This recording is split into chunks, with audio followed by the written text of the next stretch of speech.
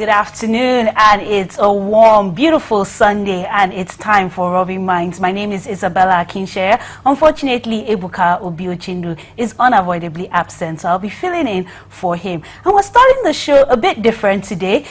Some of our Lagosian viewers will know that there's been quite a lot of traffic. I don't know whether it's the fuel scarcity or just people like to go out on a Sunday afternoon. So we're starting off with entertainment, and to discuss with me is the handsome, intelligent, ever so funny SACO, the comedian. Welcome to Rubbin Minds. Thank you so much, and it's nice to see you again. Yeah, I like the purple bow tie, the pink, the gray. I just, in fact, you're not feeling hot at all. Not at all. After all the traffic, you can't feel it.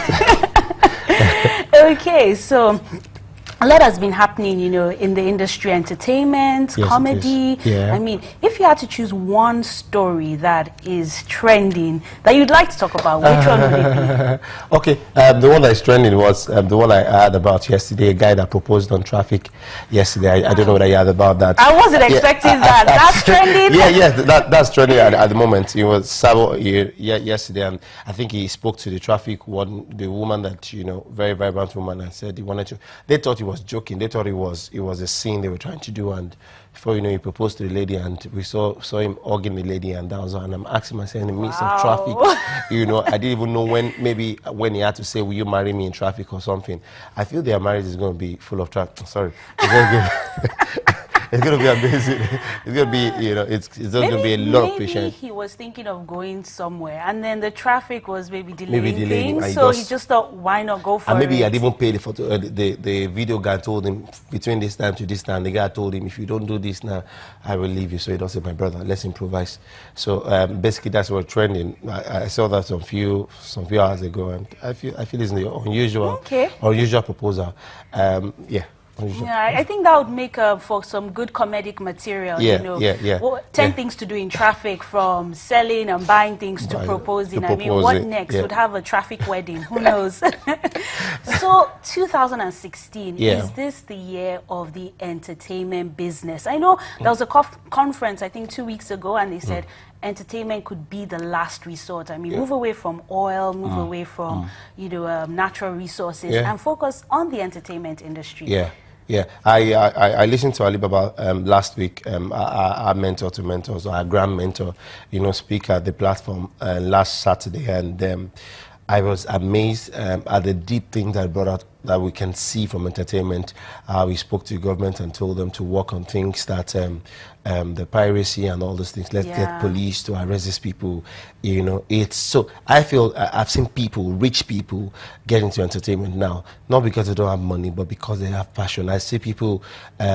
Very, very rich people that had conversation. The father had a conversation with Alibaba, saying that the son wants to be a comedian, and he wants to be into entertainment. So entertainment is something, everything that I've achieved in the past 10 years, 11 years, I would say that entertainment, God, and then entertainment, discovering my purpose, discovering my passion. And now this passion, what makes me happy, what makes people happy, they pay me. It's gone beyond us. You're a clown. No, it's gone beyond. There's a business in show business. It's a business, yes, the show business, where you render a service and then you're being paid for your service. And it's amazing.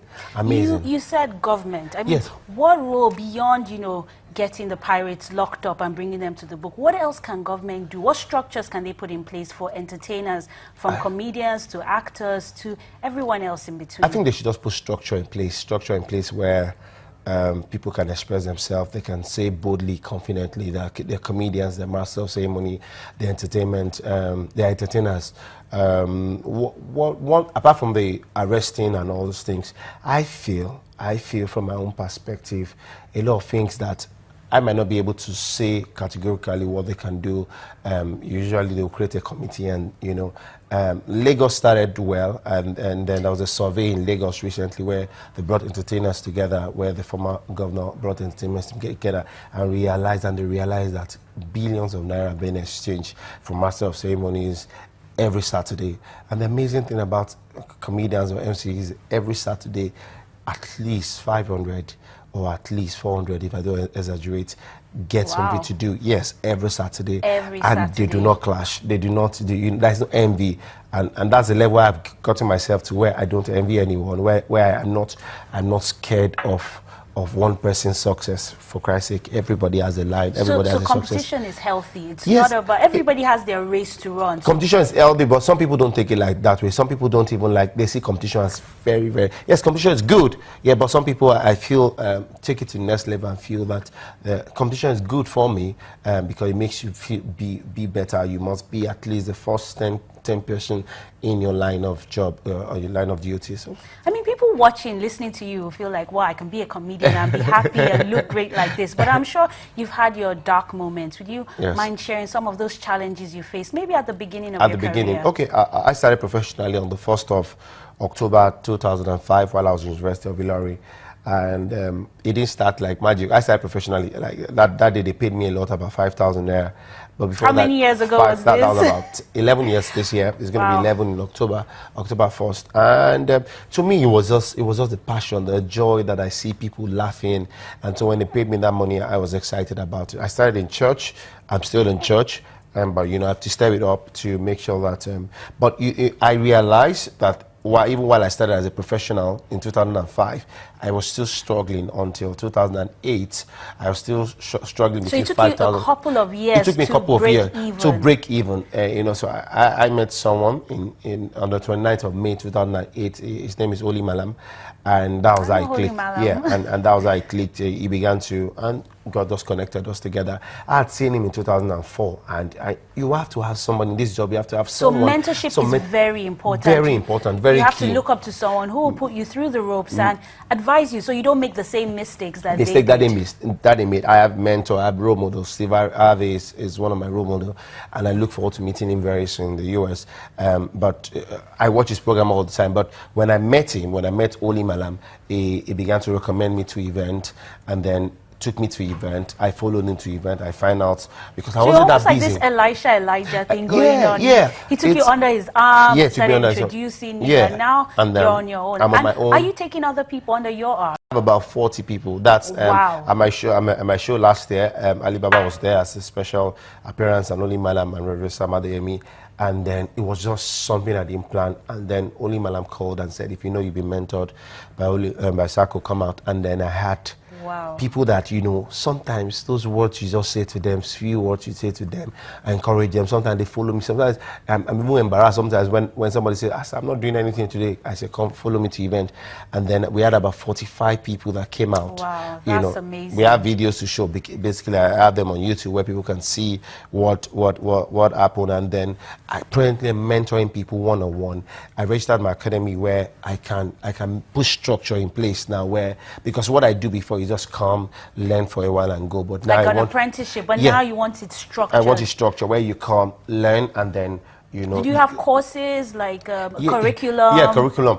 That's what we're working on it presently. But I had to go to course. I had to go to other academy to learn what I need to. I'm presently at the LBS, running a 6-month course on entrepreneurship, certification in entrepreneurship management, where I can learn how to help people. Because it's one thing to mentor, it's one thing to impact, to send those things you've learned. Because that's where the problem is. People do not want to, give back and help people. Okay. The best thing I can always do is to help people. So tell me, have you ever cracked some dry jokes and nobody laughed, and you just wanted to let the ground open up and get swallowed up? I have. And how did you overcome it?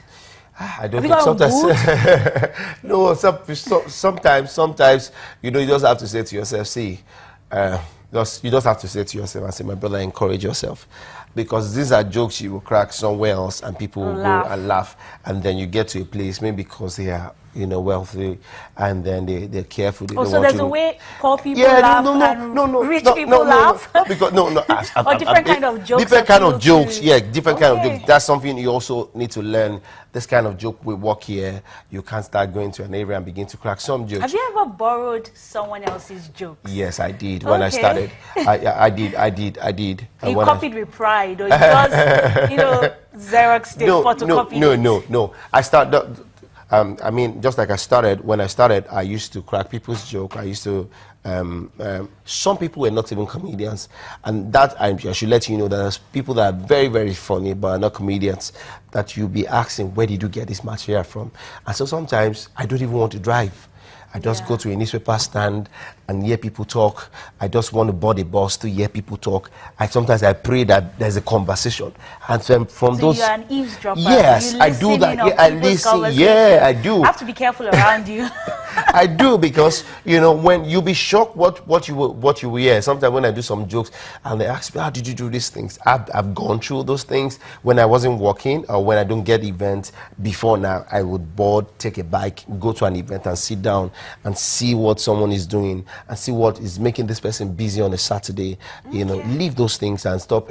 With this person, I'm better than this person. No, you don't have to say this. This person did something and made him get a job on a Saturday. You need to go out and find out what he did. Sit down in the crowd, observe what is happening, and you can be a better person.